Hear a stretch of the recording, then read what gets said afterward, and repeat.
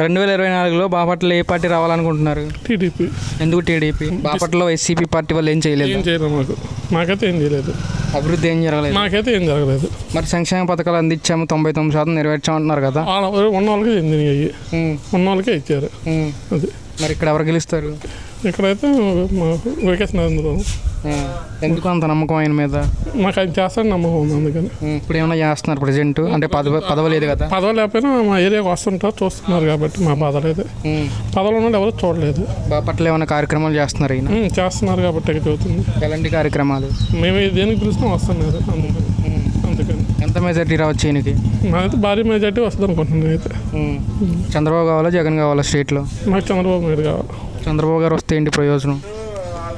అంటే మంచి జరిగిద్దని. వైసీపీలో జరగలేదా? జరగలేదని చదువుతుంది. నేను కూడా 2024 తర్వాత అభివృద్ధి జరిగిద్దా?